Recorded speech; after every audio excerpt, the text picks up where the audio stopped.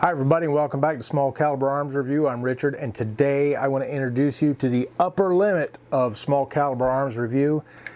This is a beast of a gun. This is the Magnum Research Desert Eagle. This one is 50 AE or 50 Action Express. It is the largest center fire auto loading handgun pretty much that there is.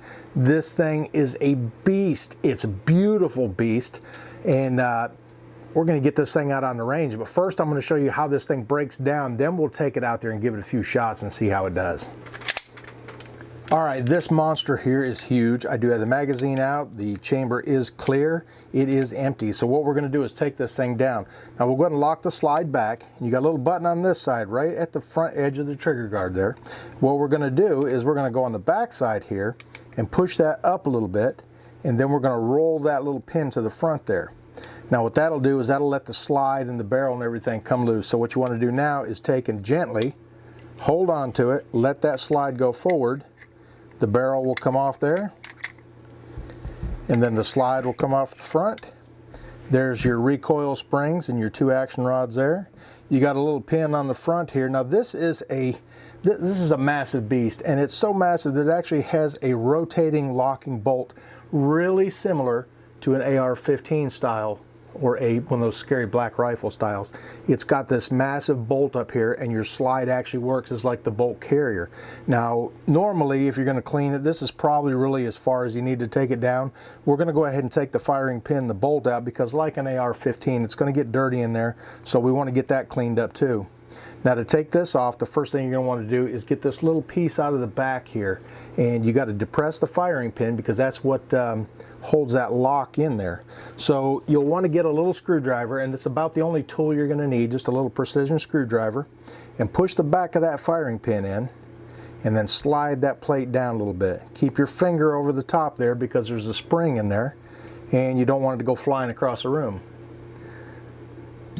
It's not a whole lot of tension, but you just want to keep it from popping out of there. Once you get that little plate out, take and set that down.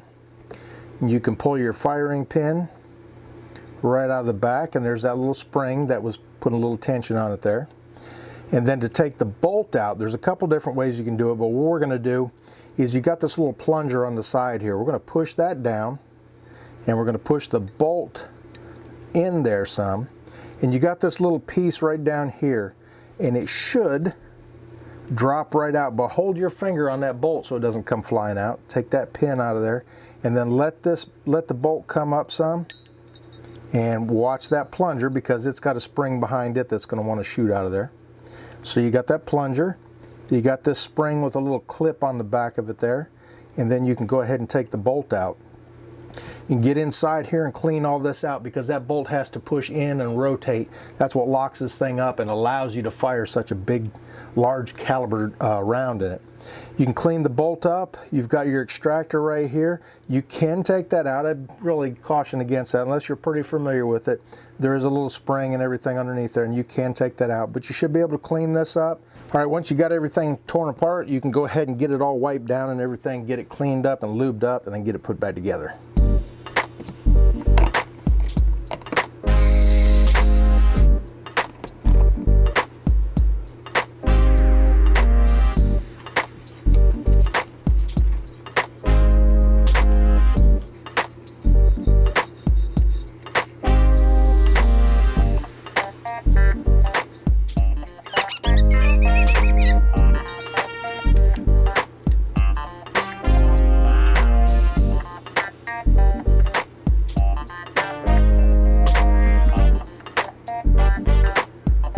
Alright, we're going to get the slide reassembled. We're going to get the bolt back in there, the plunger back in there, and the retaining pin, the firing pin, the whole 9 yards. So you can take your bolt, put it back in there, and you just want to make sure you get it lined up the right way.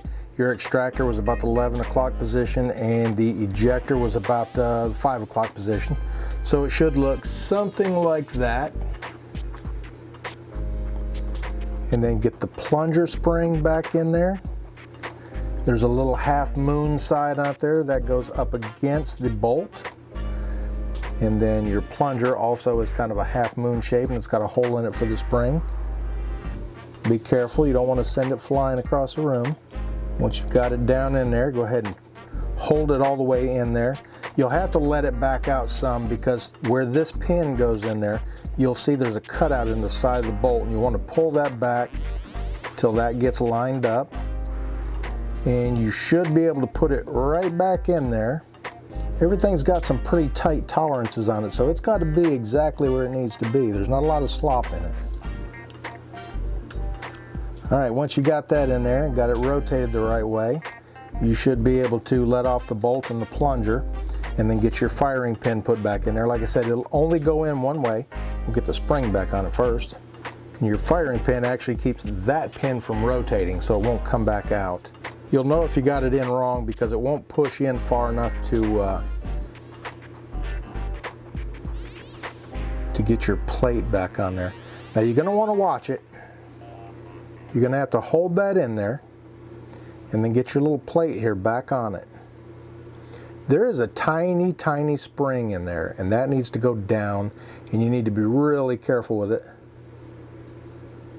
So push your firing pin in there and then get that pushed right back up, and your firing pin will hold that lug on there so it won't come out. You should be able to push that plunger down and push your bolt in. You'll see it rotate, and then it comes back out. So that part functions. Go ahead and make sure your safety works. It functions properly. Now to get this all back together, we got to put this little piston piece back in there. And there's also a certain way it's going to go in there. It's going to rotate a little bit, and there will be, it'll create a square hole over to the side there. And what that is that allows the part on the spring there to go down in it. So once you've got that, take and turn it over, and your springs are going to want to go in these two holes on the lower part there. So you're going to have to guide them in there as you slide this back together. But go ahead and take this, put it right back on there, and kind of hold it with your thumb and fingers. And then you can take the frame and slide it. Let's put a little lube on there first.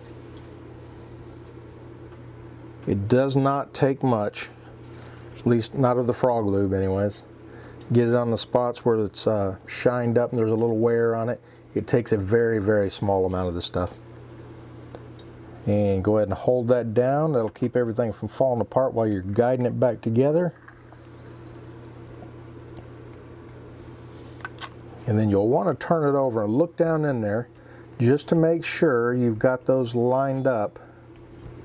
And I got to push that one over just a hair. And there it is. They're both lined up in the holes down inside there. So now that I got that on there, I'm going to pull this back a little bit, take the barrel, and you'll see a little cutout area in there where the barrel kind of rides, this lug right here rides down inside there. And then you should be able to push it together. And once you've done that, you should be able to roll that pin right back down, lock it in. Go ahead and function check it. Make sure the slide lock holds it open, and make sure it resets, and it's good to go. All right guys, here it is. This is the Desert Eagle by Magnum Research. It is made here in the United States again. It was originally made by an Israeli company. I think it was IMI, Israeli Military Industries, and then was Israeli Weapons Industries. And now it's brought here to the United States. This thing is a beast.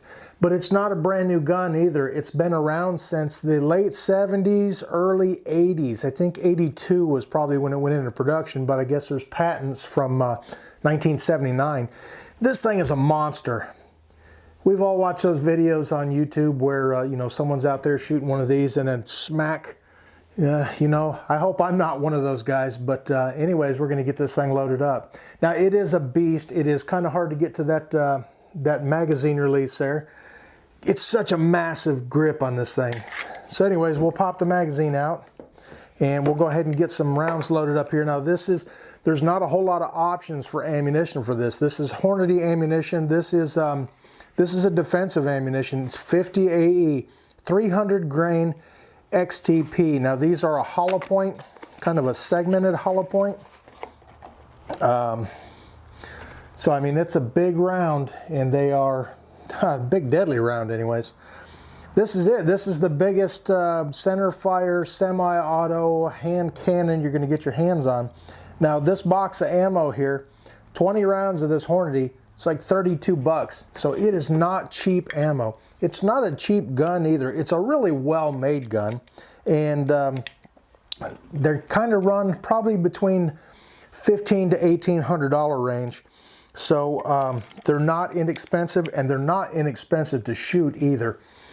You know, $32 for a box of 20, that gets to be a little pricey. I believe this is a 7-round magazine. There's 4, 5,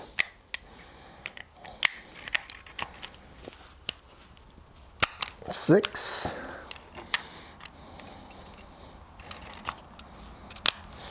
all right, there's 7 rounds in there. Yep, 7-round magazine. It's kind of a beast to get loaded in there too. There's a lot of tension on those springs there. It is a single stack. If this was a double stack, I don't think you could hold on to it. But anyways, I got a target set up there at the 15 yard, and I'm gonna get the eyes and ears on and give this thing a try and see how it does. It's a beast. I'm gonna try to protect my forehead. All right, I got eyes, ears, and gloves on too. 2 reasons. One, it's a little chilly out here today. And another, hopefully it'll help enhance my grip there. I'm a little nervous about this. I haven't shot one this big, but I've seen a lot of videos. So anyways, to get one racked in there, just pull it back, let it fly. So the safety is right here on the slide. It is off safe, and I'm gonna give it a try. Yeah, that's not too bad. The recoil's not bad at all, not nearly what I thought it would be. But I saw one heck of a chunk of dirt go flying behind that target. That's pretty cool. Anyways, I'm gonna turn that camera around and let you see it. All right, here we go, shot 2.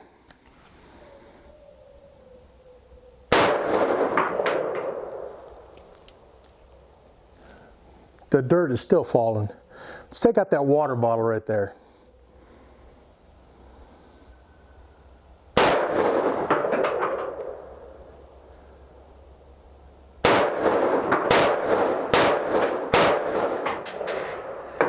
Yeah, really, the recoil is pretty easy to manage on this thing. How somebody smacked themselves in the forehead with it, I'm not sure, but I like the way it shoots. Okay, here's my 6 of the 7 shots. One was at the water bottle, but 1, 2, 3, 4, 5, 6. Accuracy's pretty good, and I was a little intimidated with the first shot, but no, it's not that bad. Now, look over here. This is behind the target. Yeah, if you want to dig a ditch, that thing will certainly do it. You know, what's even better than the feel of the gun and everything is the smell of it. There's a lot of powder in there burning. It really, it's a nice air freshener for the saloon. Let's get this thing loaded up again. All right, we're gonna put 7 more rounds back in this thing. And you know, it's a shame these rounds are so expensive because it's a pretty fun gun to shoot, it really is. The magazines are a little stiff, a little hard to get loaded. I'm pretty sure it only comes with 1, which is a shame too, because as much as these things cost, you'd think it would come with at least 2. And they are a little difficult to get loaded. All right, it's all loaded up. There's 7 more rounds with this thing. It's such a beast. All right, even though it's not a really difficult gun to shoot, you still want to have a good grip on this thing because it does have a, it's got a wallop to it. Let's do a headshot.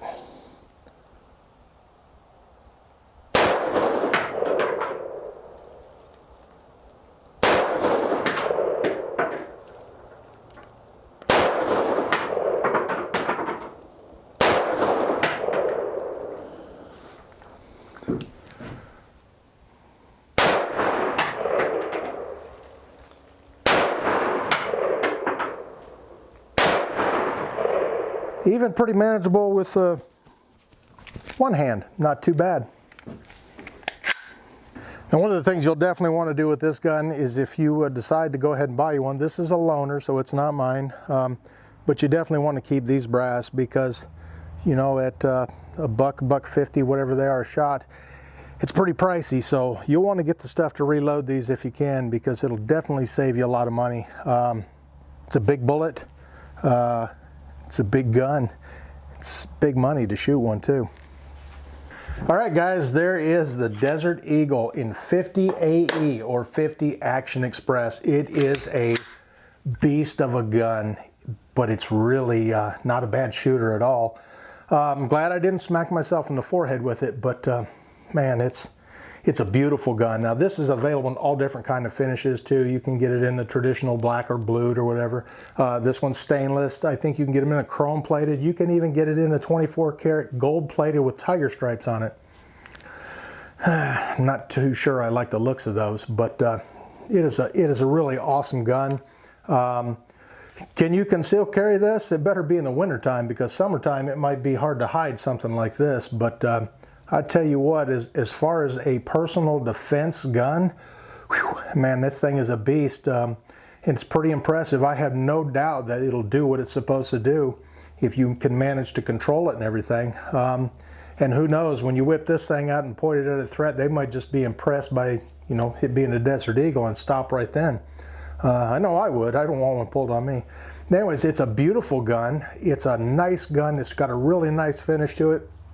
There's probably a reason it's pretty expensive, is because it's really well made. And it's such a, I mean, this thing is made to handle those rounds. That's why it's got that big, massive locking bolt in it. It's just a cool gun. It really is. I'm really impressed with it. Kind of wish it wasn't a loaner, but now I just don't have an excuse to go out and buy one, other than, you know, I can say I've tried it out and I really liked it and I want one. It's pretty nice, but that price is kind of shies me away a little bit.